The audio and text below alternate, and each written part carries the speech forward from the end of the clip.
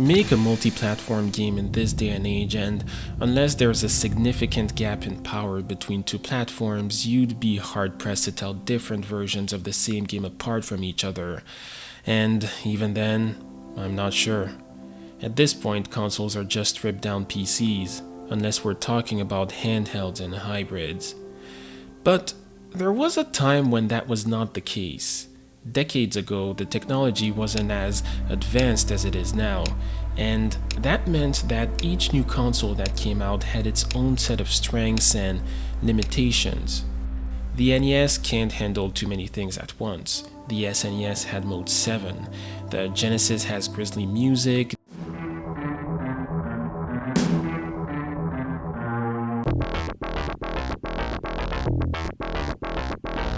The Virtual Boy's graphics are literally in black and red, oh my eyes. The PS1 has wobbly textures, and the PS2 has this weird blur effect thing. What I'm trying to say is that you take one look at an old video game and you can probably tell which console it's made for, and you can't do that anymore.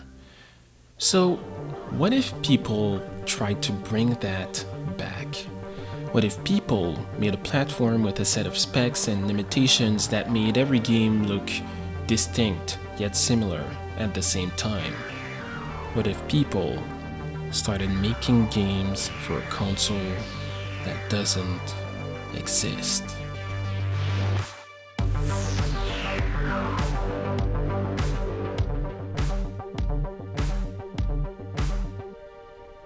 The year is 1980X. Joseph White is an 8-year-old New Zealander who really likes computers like the Apple IIe, the Commodore 64, and the BBC Micro. He learned to program by copying code snippets found in the BBC manual. Discovering programming was one of his defining childhood experiences. White was blown away by the seemingly endless possibilities afforded by what was really nothing more than white text on a black background. This was the beginning of a lifelong passion. Fast forward to the early 2000s. Now a young adult and an experienced programmer, White put food on the table by taking on contract work and making puzzle games like Neko Puzzle, Chocolate Castle, and Zen Puzzle Garden. He started reminiscing about the old days when developers had to keep strict limitations in mind when they made software. He started making plans for computers that were just like the ones he grew up with, but that didn't exist. And in 2004, this nostalgia wound up giving birth to his biggest project yet, Voxatron. Voxatron was a voxel-based arena shooter based on Robotron 2084. At first, it was a project like any other, but after its preview trailer blew up on YouTube in 2011, White ditched his job to increase Voxatron's scope. One of the ways in which he wanted to do that was by adding a platform that would allow players to make their own games in Voxatron style, sort of like a mod for an existing game. Actually, no, not like a mod. You see, White wanted developers to have full authorship over their content. By making a level creator like Super Mario Maker, he feared developers would have to make their games fit within a mold. But what if developers wanted to move away from that structure? White struggled with that for a bit, then stumbled upon a solution to his problem halfway through development. What if Voxatron's user-created content was seen as cartridges rather than mods? A piece of software must follow certain standards to be made for a cartridge, but that software can be anything from a platformer to an RPG to an internet browser. With this new philosophy in mind, it was time to create a scripting component for Voxatron. This is when the Lex 500, White's first fantasy computer, became relevant and was turned into an actual piece of software with a new name, Pico 8. This name was chosen to reflect the Pico Cafe, a shared office space in Tokyo where Lexalawful Games, White's game studio, is based. Side note, this place looks pretty sick. It's a cafe where developers can just come in and start working on their stuff. White's office is literally a cafe. During public showcases, Pico 8 was used to show what was happening under Voxotron's hood when nothing meaningful was happening on screen. That's when White started realizing that Pico 8 and Voxotron perhaps had more in common than he thought. If Voxotron had a bunch of integrated design tools, why not Pico 8 too? At that point, Pico 8 had matured into a 2D, stripped-down version of Voxotron, complete with its own specifications. One of the world's first fantasy consoles was born.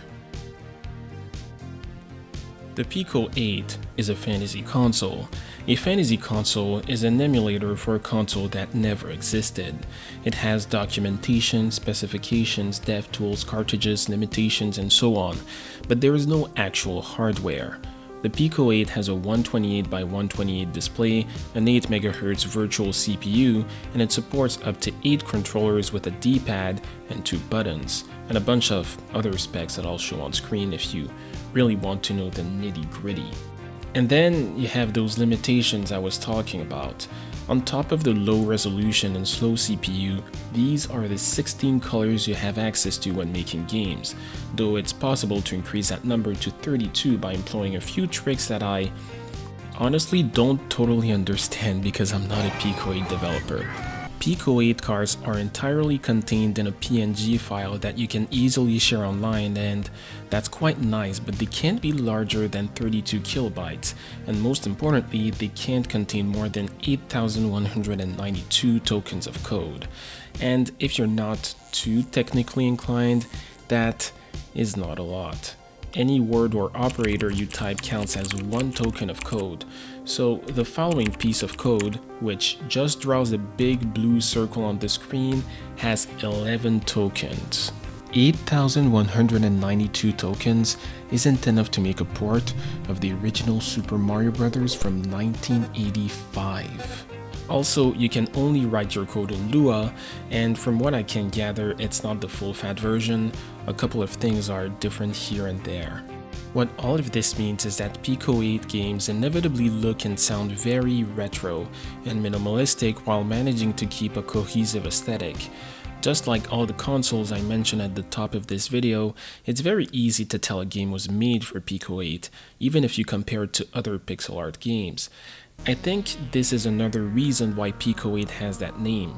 Pico is a Japanese term which means pixelated or lo-fi, and this is exactly what this fantasy console is, a lo-fi machine. So how do you use this machine? If you only want to play Pico 8 games, that's pretty simple. Just head to Lexalawful's website, which will be linked in the description, and visit the cards section. From that point, you can play thousands of Pico 8 games for the high cost of $0. If you want to make Pico 8 games, then you'll have to buy a license for $15 or buy it bundled with Voxotron for $19. And if you bought itch.io's bundle for racial justice and equality back in 2020, congratulations, you already have a copy of Pico 8. You can then create a Lexalawful account to easily download and update your copy.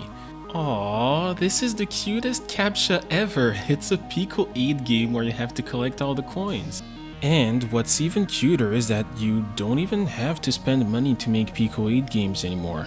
While I was making this video, a new version of Pico 8 was released. Pico 8 Education Edition is basically the exact same as the desktop version, but it's free, and you can access it from your browser. The only features that were cut from this version are Exporters and Explore, which is a built-in cartridge browser I'll get into later in the video. As the name implies, it's meant to be used in classrooms, but anyone curious about Pico 8 or programming can use it. I'll leave a link in the description. Once you've installed Pico 8 on your computer, run it and you'll be greeted with a cheerful startup chime and a command line that looks just like what you would find on an old OS. From here, things work like a regular command line. You can execute commands like ls to list the contents of the current directory, cd to change directories, and run to run programs. You can also type help to get a quick list of valid commands if you have no idea what you're doing. Long story short, if you know how to use a command line, this is pretty standard stuff, and if you don't, You've got some learning ahead of you. It's not complicated, I promise. Pressing the escape key will not bring you back to the previous menu, it'll toggle the editor mode. This is where you make your software, as the name implies. You have a code editor with multiple tabs if you need them, you have a sprite editor, a map editor, a sound effect editor, and a sequencer. While researching this video, I made two pieces of software. The first one is a game of squash, which I created using a tutorial in the first issue of the Pico zine, a fan-made Pico 8 magazine, and the second one is an ultra-simplified version of my intro. I also tried to make a Pico 8 remix of Castlevania 3's Aquarius, and then I immediately realized that it was well beyond my ability and I noped right out. The limitations are rough. I have some coding experience in Java, and coming from that, Lua is really weird in some ways. A lot of the comforts of modern programming are absent too. The font is really chunky and terrible, there's no auto-completion, there's no code formatting, you don't get any code hints, and you have no libraries whatsoever. You have to write everything from scratch. Despite that, I had a pretty good time making stuff with Pico 8. I can't help but find it charming that everything is so stripped down and simple, that you have everything you need in one neat package. If you're a developer, I think this is where Pico 8's beauty comes from. When the computer itself won't let you make your programs too complex, it forces you to kill scope creep at its root and focus on the ideas that really count. Pico 8 developers just have to dance around the limitations and make a lot of lemonade.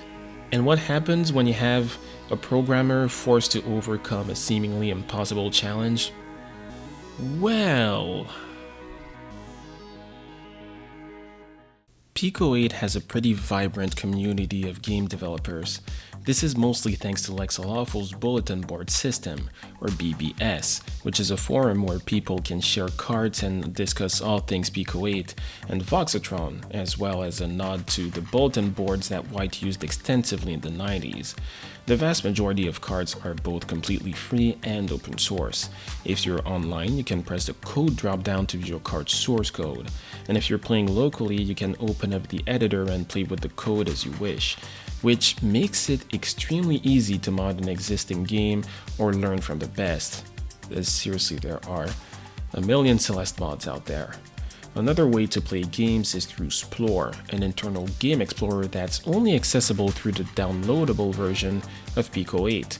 Overall, there's a very cozy, welcoming feel to the Pico 8 community that's becoming increasingly rare online, and that is very nice to see. If I was a beginner trying to learn the trade, I wouldn't feel afraid to ask for help on the BBS, unlike certain other websites out there. Some even took it upon themselves to build physical Pico 8 consoles and cartridges using Raspberry Pis and SD cards. And if you haven't caught on by now, Pico 8 is not the way to go if you want to make money with your games. That's just not the point of this console. Lazy Devs published a very comprehensive deep dive into the question in November 2021, and as of that date, the most successful Pico 8 game of all time made less than $700. I found most cards to fit in one of these categories: brand new original games made from the ground up for Pico 8, remakes of existing games, toys that you're just kind of meant to play with for a few minutes, tutorials that are designed to teach devs new skills and include easy to reuse code, tweet cards which have no interactivity whatsoever and are just mesmerizing pieces of art, and hardcore math that fit entirely in a tweet. And finally, way out there in a league of its own, they have Pico CAD, which straight up lets you make 3D models in Pico 8. I don't know. Some people are nuts. And now that I have talked about the kind of cards you can find online, I might as well cover the software itself. I must have sampled maybe 70 to 80 cards while making this video, and a lot of them are fun or technically impressive, or both. Here are a couple of my favorites in no particular order. The Adventures of Jelpy by Zep. It's just a demo card made by Joseph White himself, but it turns out it does a wonderful job showing you what Pico 8 is all about, even if you're not a game developer. The only way to see everything this game has to offer is to jump into the editor and change a few things around. This sample game is seriously way cooler than it has any right to be. Celeste by Maddie Thorson and Noel Berry. How can I not mention this game? It's mother-f***ing Celeste. This is by far the most popular Pico 8 game. It is even included in the full fat version of the game, proving that Thorson and Berry never forgot their roots. And to further prove that, they made a sequel to celebrate the full game's 3rd anniversary.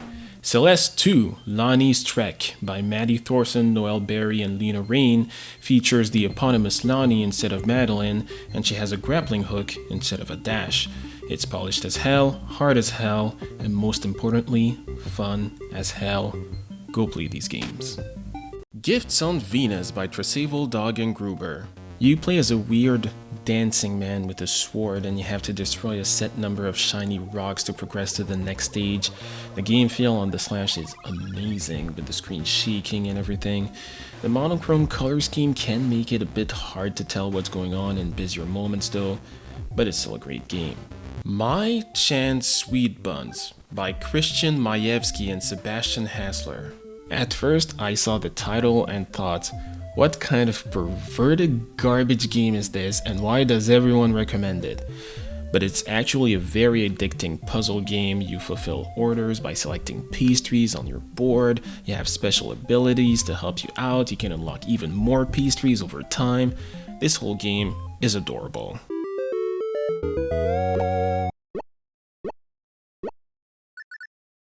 UFO Swamp Odyssey by Paranoid Cactus. It's a Metroidvania that you can coast right through in less than 20 minutes. You collect zappers that let you access more and more areas, and it looks astonishingly good for a Pico 8 game. Marballs 1 and 2 by Lucatron. Okay, I'm kind of cheating here because this is 2 games instead of 1, but these Marble Madness clones are really good. The first one has a few rough edges, but it really comes together in the second one, and the music is great in both games. It helps that unlike most Pico 8 games, there's a different track for every stage.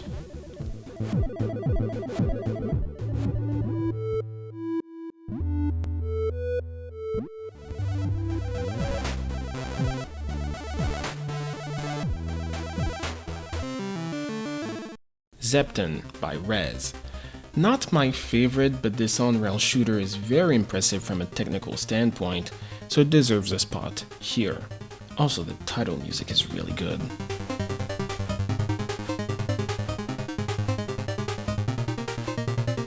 Just One Boss by Bridges. The title says everything. The entire game is a long multi-phase boss fight against some magician mirror, and the only way to damage it is by stepping on rainbow tiles. The attacks are creative, the music is good, and the animations are silky, smooth. This game is polished to a mirror shine.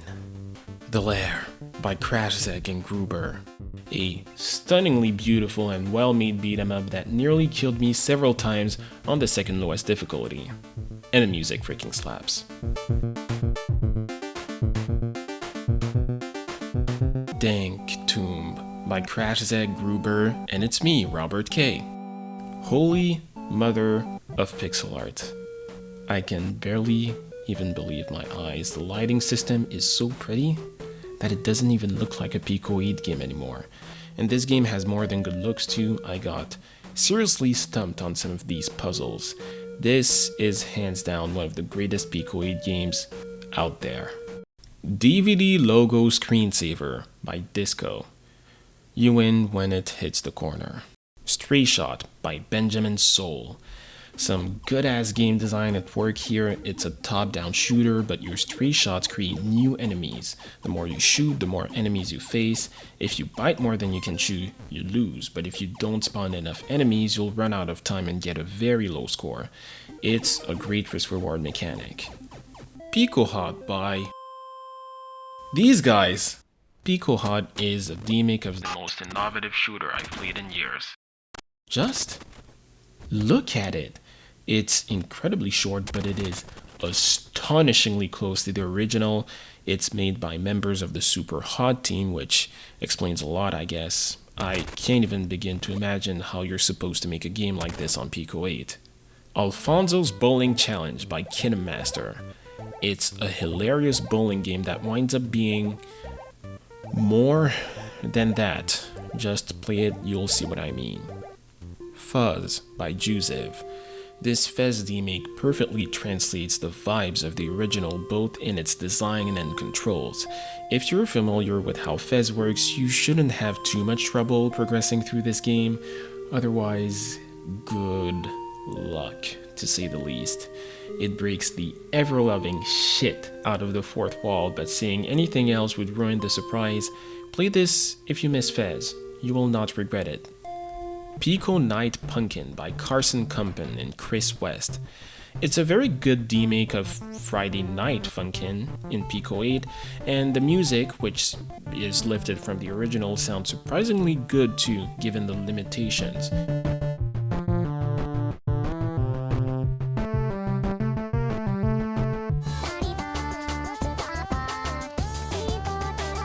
I've never played FNF or DDR or any rhythm game aside from Beat Saber, so I'm not amazing at it.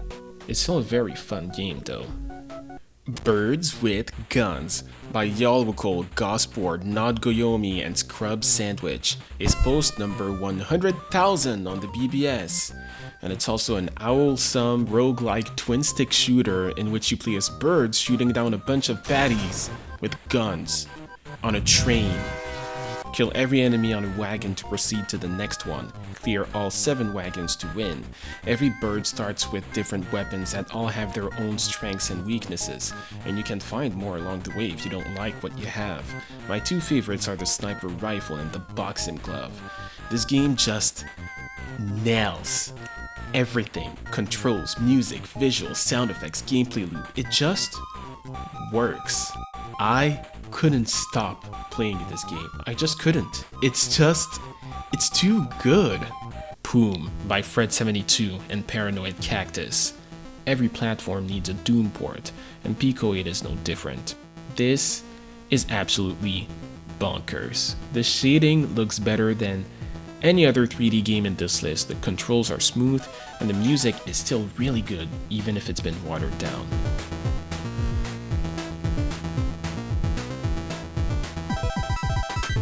This is by far one of the greatest Pico 8 games of all time and the most technically impressive Pico 8 game I have ever played. And clearly, I'm not the only one who likes it. Remember when I talked about the most successful Pico 8 game? That was Poom by Country Mile 2. And it's a pay what you want title too. Those people chose to buy the game even though they didn't have to. So there you have it. A couple of Pico 8 games that I really like. There are loads of other games I would like to talk about, but this video is long enough as it is, and the last time I tried to take an exhaustive look at a very large number of games, it didn't exactly turn out so well. So I'll be leaving a full list of recommendations in the description, and if you're interested in trying out some quality games, you can go there and click on the links. Now, why is there still so much time left in this video? Well, as I've said before, Pico 8 was one of the first fantasy consoles. But it's definitely not the last one. Earlier in this video, I said that a lot of Pico 8's beauty comes from its harsh limitations. Those limitations arguably make it one of the best entry points for new game developers because they won't be overwhelmed by the sheer complexity of a modern engine like Unity or Unreal Engine. And it's also an excellent tool for game jams, those competitions where devs have a few days to make a game that follows a specific theme. But not everyone sees things that way. Some people like the idea of being forced to work around strict limitations, but think that Pico 8 takes things a bit too far. The most controversial feature by far seems to be the token limit, which puts a very hard cap on how large your game can be.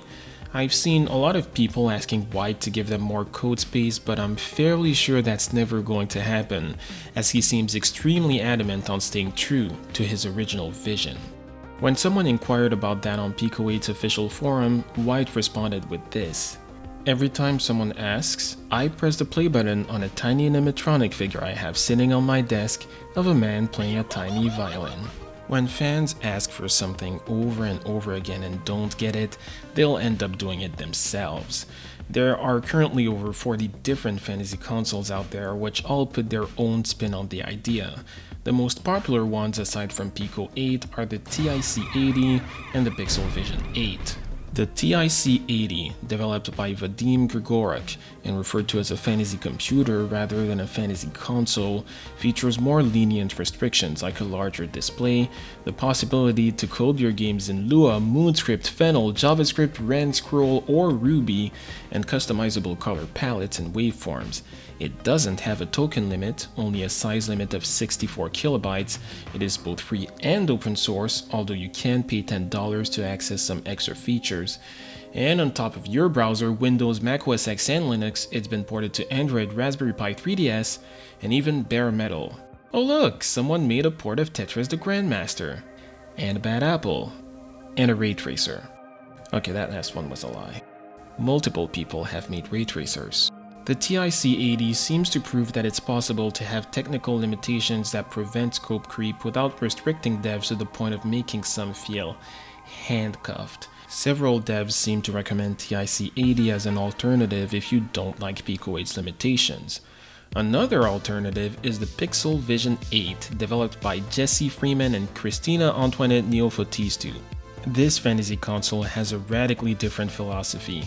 While the Pico 8 has strict limitations and the TIC-80 has lax limitations, the PV8 straight up lets you pick them yourself. You can tune pretty much everything to your liking. You have access to a couple of presets for existing consoles like the Game Boy, the Master System, and the Pico 8, or you can just tweak the presets until you get something you like. The other major difference is that this fantasy console's OS, Pixel Vision OS, has a visual interface with mouse support and a slew of built-in tools, which makes the learning curve much lower for people who have little experience with CLIs. Speaking of having little experience, I should really sharpen up my research skills because while editing this video I found out that the PV8 is actually slated to have a CLI in a future version. Jesse Freeman has been hard at work on a complete rewrite of PV8's core and renderer, codenamed Pixel 64. Freeman stated in a tweet that it's the foundation of what the next version of PV8 will be, but right now, it's just a CLI. The only reason why the current version of PV8 doesn't have a CLI is because Freeman was too busy working on the OS itself. Anyway, what you need to keep in mind is that PV8's philosophy is freedom. You're actively encouraged to create a workflow that suits your tastes and to come up with your own coding challenges. And, as you might have imagined, it is both free and open source. Of course, this freedom comes with its own set of drawbacks. Pico 8 games all share a cohesive look and feel because of the strict limitations. PV8 games, though, not so much. Another drawback is the games. PV8 seems great if you want to make them, but if you want to play them, that's a different story. As of the making of this video, Pico 8 is the 9th most used game engine on itch.io with over 4,000 games. Forgive the term, I know fantasy consoles are not game engines. The TIC-80 has over 400 games, and the PV8 has 6. Also, while Pico 8 has both the browser-based BPS and its internal game explorer, and TIC-80 has user-created games featured on its website, PV8 has neither, which makes it pretty hard to find games to play. PV8 is most definitely a niche within a niche, which means finding help if you get stuck will be much harder as well. And then, after immersing myself in 3 different fantasy consoles, I figured it only made sense to take a quick look at Lexalawful's other fantasy console. As I stated at the beginning of this video, Voxatron is voxel based. It adds a whole other dimension to its pixels, turning them into voxels, and features a unique 128 by 128 by 64 display. Unlike the Pico 8, which is currently feature complete with the exception of online score submissions and a few ports, the Voxatron is still in alpha and is missing a couple of features like a more robust BBS, better documentation, and even support for holographic and volumetric displays like the Looking Glass and the Voxon VX1 respectively.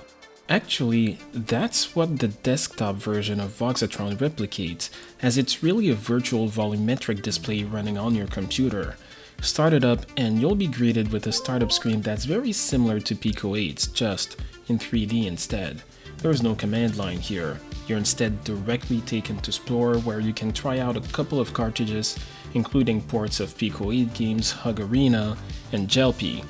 Voxatron's editor doesn't rely as much on programming as Pico 8. I managed to make this really basic, terrible shooter without writing a single line of code. You can even load Pico 8 cards into a Voxatron world. Look at this! My Chan Sweet Buns in 3D. Sort of. Pause the video here if you want to try it out. I also sampled a couple of user-made games and they weren't bad by any stretch of the imagination, but they did feel a bit more samey than the ones I played on Pico 8. Don't quote me on that though, I did not dig very deep. For all intents and purposes, Voxatron is just as, if not more important than Pico 8 for White. In this excellent Polygon article, he shows a lot of excitement for volumetric displays and believes you can make something truly special with them. And I agree, but I doubt that's going to hit the mainstream anytime soon, if ever.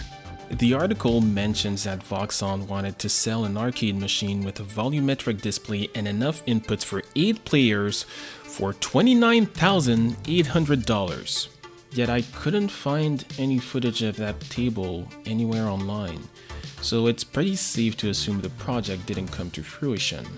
Voxon showcased a very similar table at Tokyo Game Show 2018, albeit with 4 sets of joysticks and buttons instead of 8, and even though they said they would release a limited batch of 500 units in 2019, no price was specified, and again I couldn't find any footage from people who actually bought one, only promotional material from Voxon themselves. In 2022, they're selling the Voxon VX1 for a much more reasonable $9,800, and that's still a far cry from the $1,500 to $2,500 price range mentioned during the product's initial pitch. Even though volumetric displays look really neat, they're just completely inaccessible to most people right now. The Looking Glass portrait seems like a much better option at $399, and White has even shown Voxatron running on it, but that display only has a viewing cone of 58 degrees. Man, how nice would it be if there was a consumer device that combined the VX1's 360-degree field of view and the portrait's affordable price. Look, I know that at this price range, the Quest 2 is basically unbeatable and that other headsets are either not as good or way more expensive, and that Meta is an evil multi-billion-dollar monster trying to move everyone into their stupid-ass metaverse. But VR sounds like a pretty cool way to play Voxatron games, and sure as hell has a larger install base than holographic displays. Sure, you lose the ability to play in local multiplayer, but there's always online. I'm definitely curious to see how Voxatron evolves over time, but right now, it's just not there yet. And somewhere, far in the horizon, there's yet another project in the works at Lexalawful Games. It features a 480 by 720 resolution, 64 definable colors, a fully visual OS, and most importantly, the one feature people have been requesting for years: more code space. This is the Picotron, Lexalawful's third and final fantasy machine. It's slated to release in early alpha in late 2022. So, what if people started making games for a console that doesn't exist? It would spawn an entire army of other consoles that don't exist, leading to the creation of thousands of games, resulting in one of the greatest indie games ever made, leading to some random guy on the internet finding out about Pico and subsequently making a 30+ minute video about it, at the end of which he says, "Thank you for watching."